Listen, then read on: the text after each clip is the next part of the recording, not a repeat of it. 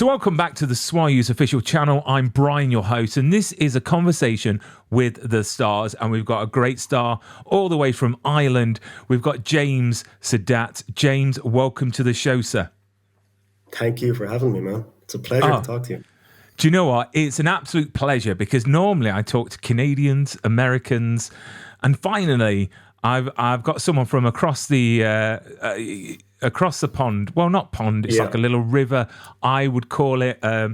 Dare I say, I have crossed it, Holyhead to Dublin on a ferry, and I had to lay on the floor. It was that sort of all over the place. So if anyone gets a ferry from England over to Ireland, just be prepared for motion sickness because it's a crazy crossing. It really, really is. So whereabouts in Ireland are you from? I'm in Dublin. I'm in North Dublin. Born and raised here. Excellent. That's a good night out. I've got to say, Dublin is one of those places where I'm sure you'll agree that if you go like into Dublin itself where the Temple Bar is, it's very hard to find someone that's Irish because there's so many tourists there. It is crazy. And it's very hard to find like the traditional sort of basement sort of Irish bar where they're playing the music with the drum and everything like that. But I've only been Dublin once, but I want to definitely go back again. But let's get to find out. I mean, you've done quite a lot on your IMDb for such a young age within the industry. So take us back to the beginning. What first inspired you to become an actor and not have a 9-to-5 job? I don't know. Like my mom had me in acting classes from when I was very young. I was first in a stage production of High School Musical when I was like 7. And I kind of kept doing classes like throughout school. But I didn't like really think of it as a career option until I was about 15 during COVID. And I was just obsessively watching movies and like falling in love with performances. And there were specific movies I was watching that were just like hitting me at like a very formative time. And I just started thinking as a career. I was looking at directing, I was looking at acting, and then I kind of just fell into acting. And then I spent time trying to get work on sets, and I was on set of this film, Silver and the Book of Dreams. It was like one of my first film sets, and the main actor was Irish, and I had a chance to speak to him, and I was like, I basically just asked him like, how are you here? How are you doing this? And he told me about this drama school, Bow Street in Dublin. And I went home that night, looked up Bow Street and applied as soon as I could. And then once I found out I got into Bow Street, I was kind of like, okay, I'm taking this seriously. Awesome. Because of course there's some amazing actors that have come out of Ireland that are absolutely doing so well at the moment. You've got Colin Farrell, you've got Pierce Brosnan, he's a legend. He really is. I mean, growing up, I mean, you mentioned about particular films. I mean, growing up in Ireland, were there any specific films that really influenced you, or actors that influenced you when you were younger, wanting to get into this career? I mean, the first kind of memory I have of having like a visceral reaction to a performance was probably The Dark Knight, Heath Ledger. My cousin showed that to me when I was staying over in his house one night, and I couldn't wrap my head around the fact that there was a human behind that makeup. And that rocked me when I first saw that. But then, when I started getting into films deeply, it was honestly like Florence Pugh in Midsommar. I watched that film one night, and that was the clock, like, appreciating a performance as opposed to like the film in general. Yeah, I mean, I feel that you can have like these big production films that they've spent hundreds of millions of pounds on, but you can have the films that are a smaller budget, like more of an indie. And I feel that you can get more out of an indie than you could out of a blockbuster, because I think indie movies, it relies on the acting ability and the storytelling of the actors on the screen. And Florence Pugh, I just think, is incredible. I mean, when you started, obviously you've been in quite a bit. Has there been a moment, a defining moment for you, where you stood there and thought that, do you know what? I'm glad I've taken this journey because I'm actually really good at it. And this is obviously my home. Like, to be honest, man, I have that experience every day on a set. Like, it's just, to me, it's the most magical thing. And when I come home sometimes from set, particularly on Wednesday, and I'd say to my mom, like, she'd come home from work and she'd be like, okay, what did everyone do in work today? And I'd be like, we sat around a campfire with Catherine Zeta-Jones eating marshmallows at 3 in the morning or whatever. And there's so many magical moments on a set for me. Like, I love every step of being on set, makeup, Yeah. hair, everything. Like, Yeah. I mean, we will talk about that in depth because it's got to be surreal because, it's one thing seeing these stars on screen, but then when you're on set with them, on camera with them, it must be a very surreal and bizarre, experience. So you did your formal training at Bow Street. I mean, how much of that training taught you your craft?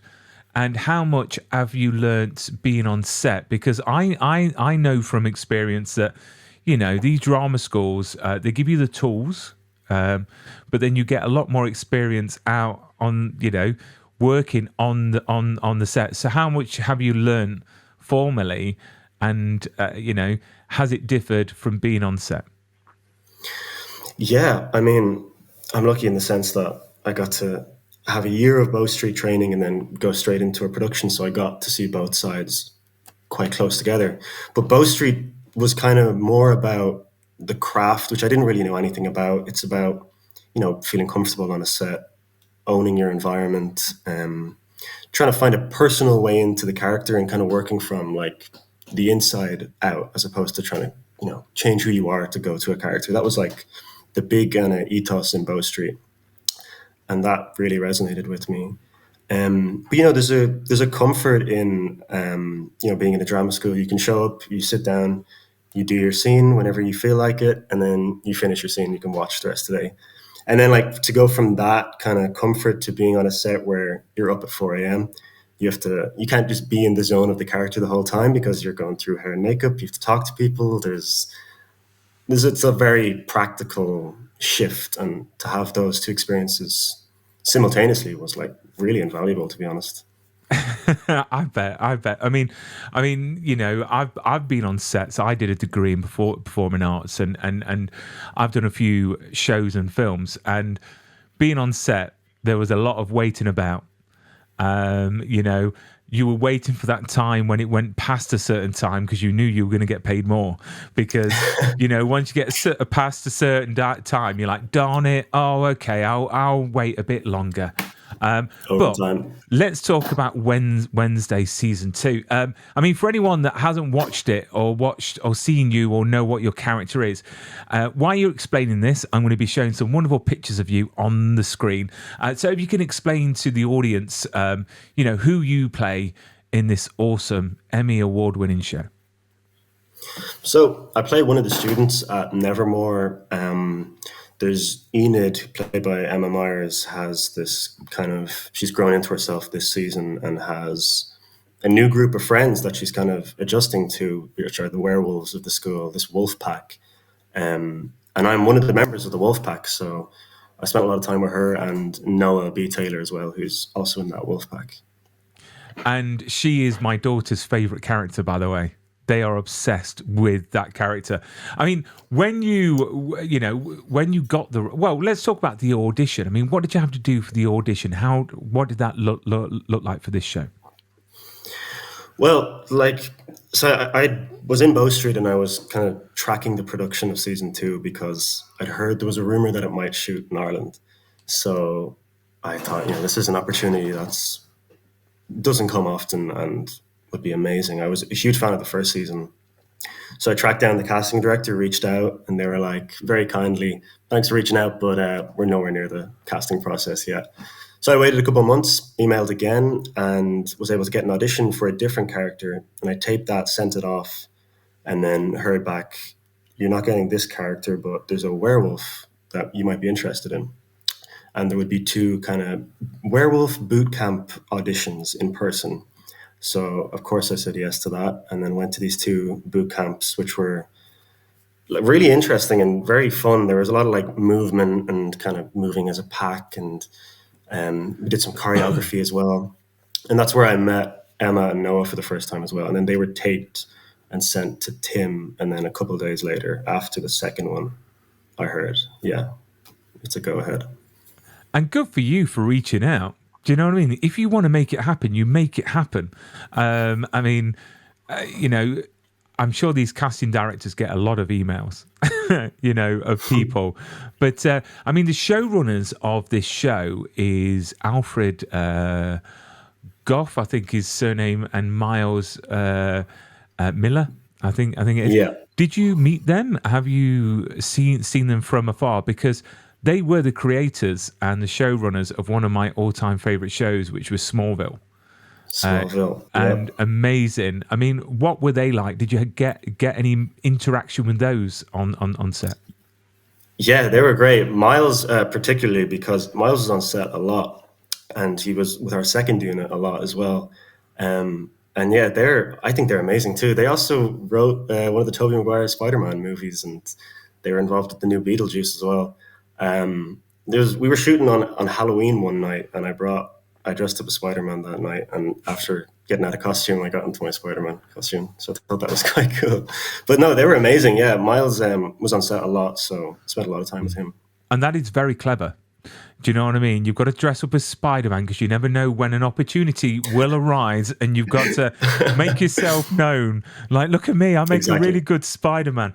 I mean, when you got the role, when you got the actual, you know, you landed the job, was it an email? Was it a phone call? Where was you? Can you remember every second of it?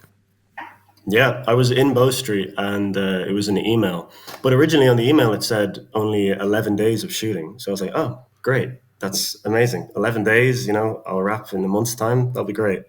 But it hadn't been the schedule hadn't been figured out at that point. And then I ended up shooting for 9 months after those initial 11 days. Yeah. Wow. It was a great feeling. And being on a set like that, I mean, what was that experience like? Have you got a favorite moment that you can share that you know the viewers might be quite amazed at? Because all we see on screen is the wonderful acting from yourself and this wonderful story. But can you share any secrets from behind the scenes? I mean, you know, anytime we'd complete a sequence and we'd move on to the next sequence, it would just get 10 times more interesting and fascinating and surreal. It was every day was magical, to be honest. But, you know, being directed by Tim for the first time was quite a surreal experience. And yeah, there's one scene in episode 6 where I'm kind of with Jenna a little bit, and you know, we went out that morning to block and rehearse that scene, and that was a surreal moment as well. Amazing, very memorable.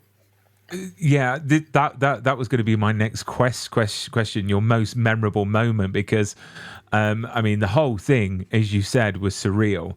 I mean, did you have a moment that would stay with you because of the interaction of what you did on screen? There's a scene we shot in episode 4 with like the whole wolf pack is there, and we're at this bench with Emma, Noah, and then Jenna and Evie, who plays Agnes, join us. And that was directed by Tim, and that was the first kind of proper direction I was having specifically from Tim. And I remember I was trying to just listen to what he was saying without going, wow, this is actually happening right now. So that was a crazy experience, but yeah. I mean, I ask all my guests this, and have you kept anything from set? Were you given anything, or did you swipe anything? It's fine. You won't get done for it. It's a disclaimer. You know, it's always better to ask for forgiveness and permission, I've always said. That's true. I will say I kept some of the call sheets. I thought they were quite cool. That's fine. That's fine. Yeah. I think everyone does that. But did you keep your jacket? Did you No. keep any? No. Sadly not. I did want to take a jacket, but that was Which not is a good possible, sign. unfortunately. Which is a good sign. It just means that potentially they'll use them, use it again. I mean, were there any like sort of gifts or anything like that when you wrapped, or are they quite tight on the Netflix budget? We had like, actually, yeah, towards rap, we had kind of like crew like hoodies made and crew T-shirts that had Wednesday season two and like had a thing on it as well. And I have some of them upstairs. They're really cool. Keep hold of those because they're collectors. Yeah. Tell you, people spend a lot of money buying stuff like that, which is No, yeah. which is incredible. I mean, how do you feel? Being part of such a global hit like Wednesday, as an actor and as a person, because being from Ireland and it's a small country. Do you know what I mean? But it's made a massive impact globally with the actors that have come out of there. But how does it feel being part of like a number one show on Netflix that technically your face has been seen by the majority of the world? Man, it's crazy and trippy to think about. Like my mom just came home from the shop earlier, and she had Wednesday ice creams that were just in the shop. So it's like, yeah, it's surreal. It's a blessing, and like I think, I listen to a lot of interviews of actors, and they talk about having an experience on a big budget project, and it happens later on in their career, and sometimes it could only happen once in your career. So to have that experience, and with Tim as well, who's such an like artist and a real creative genius, and nice person. So to have that experience at 20 is invaluable, and I don't know if I'll appreciate it for a long time properly, but I'm very aware of how lucky I am. You keep saying Tim, but for the audience, which Tim are you referring to? The Tim Burton, yeah, our Yeah, director and producer. I bet all the audience going, Tim, which Tim? Of course, Tim Burton. You say it so Yes. casually. This is a guy that brought Batman to people of my age back in 1989. Has gone on to make some of the world's finest films and TV, and being directed by him. I mean, come on. I mean, how amazing is that? And what do your friends and family think about this whole thing? Yeah, man, it's amazing. My friends as well, we're all real cinema fans, and my best friend is like a big Tim Burton guy too. And so yeah, like a lot of people didn't believe me. The few people that I did tell, nobody believed me. Of course, because Tim Burton is such a elusive and rare director. I never ever thought that would be a possibility. It's Um, crazy.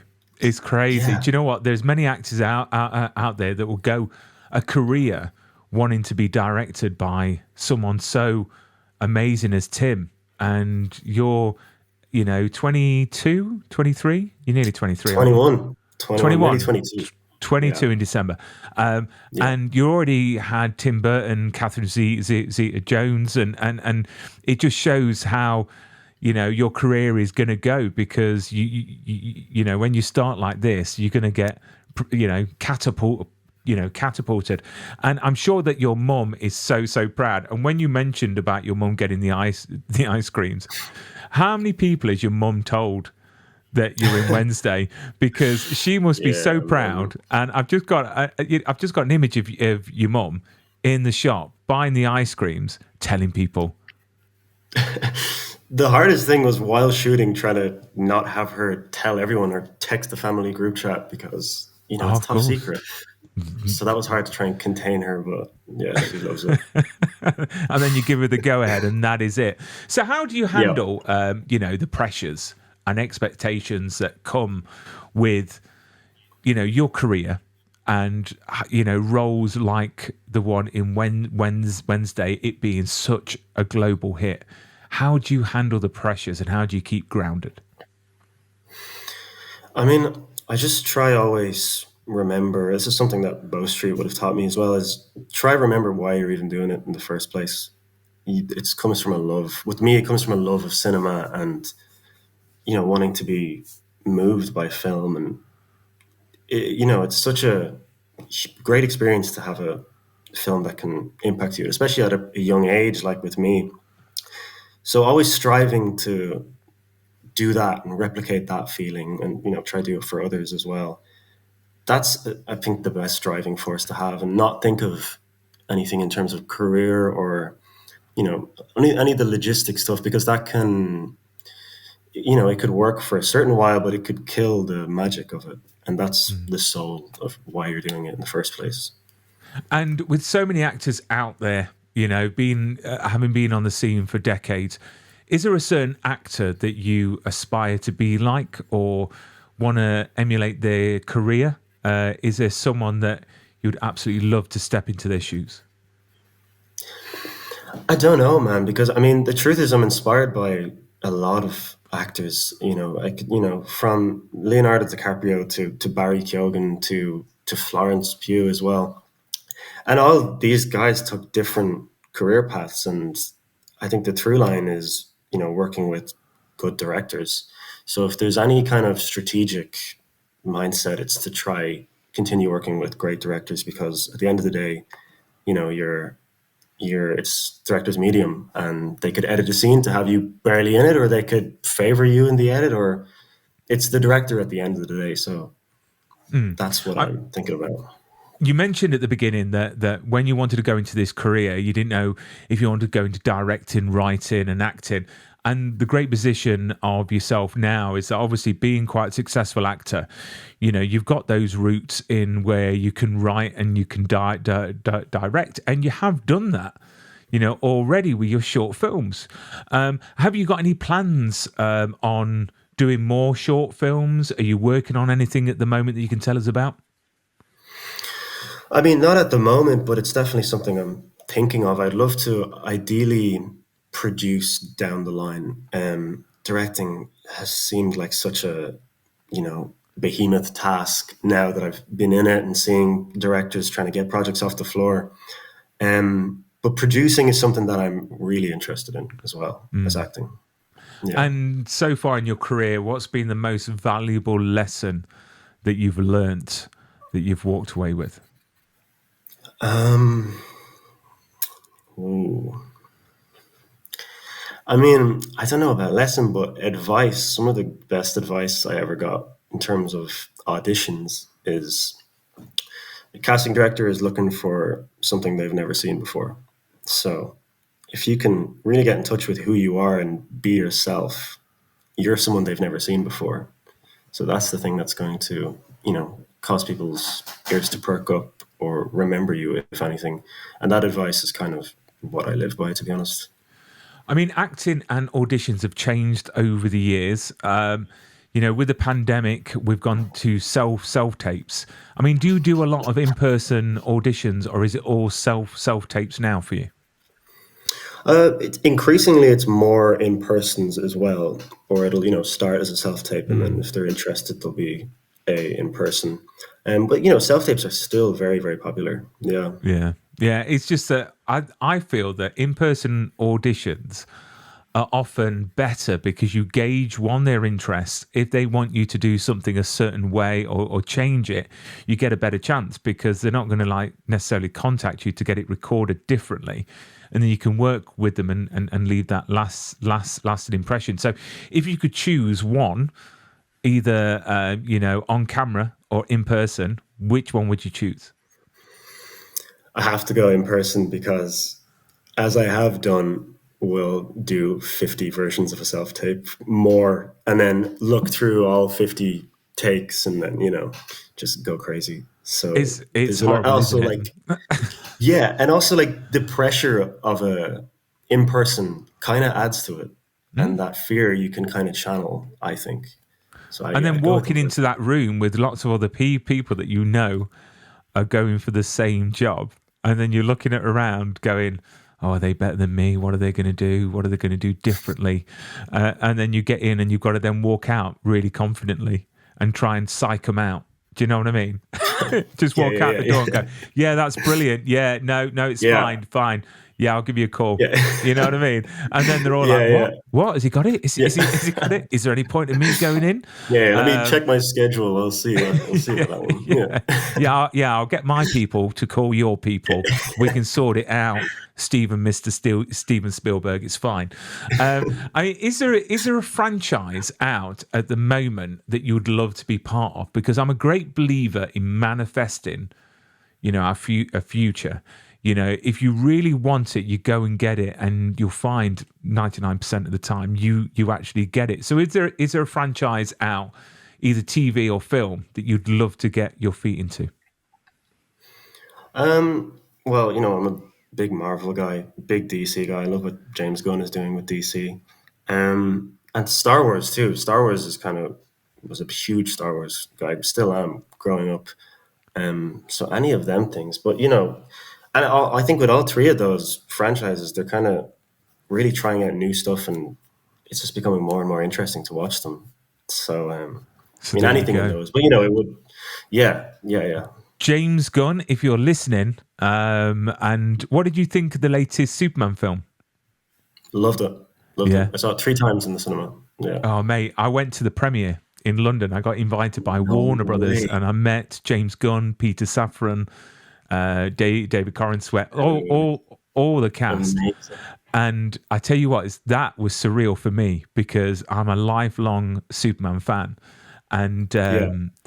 it was just a great film. I watched half an hour of it, like literally a month before it was released, as like a teaser. No And I went down way. to London to watch it, and it was amazing, absolutely That's amazing. sick. And Are you watching hopefully, Peacemaker?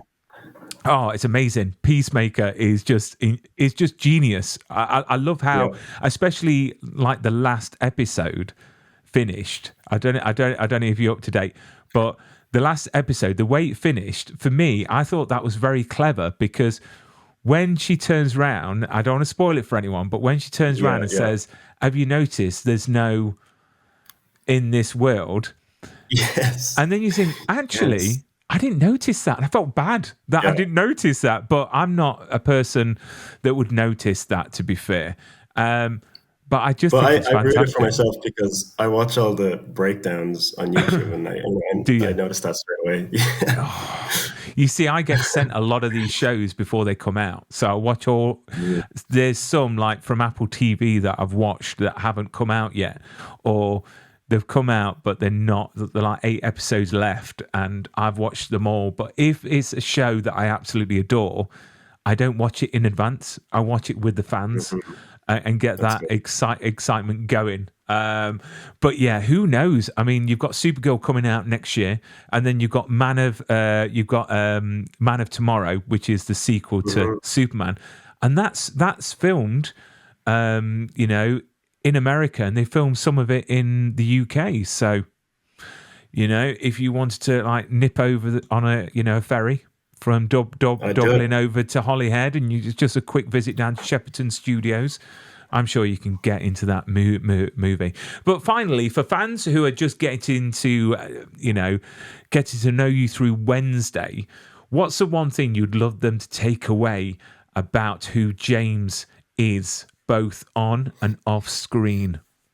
Oh, that's crazy. I don't know. I don't know if that's for me to say. I think people can form their own opinion. I just want to keep putting out good work, and hope that people connect for it if they feel like it, or if they And don't. do you know That's what I cool. get excited about is that when I get actors, young actors like yourself, I get excited because I know one day that you'll be picking up an award.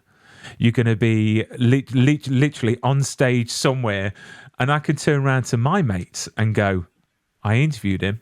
So this is great. So keep up the great work, the great performances.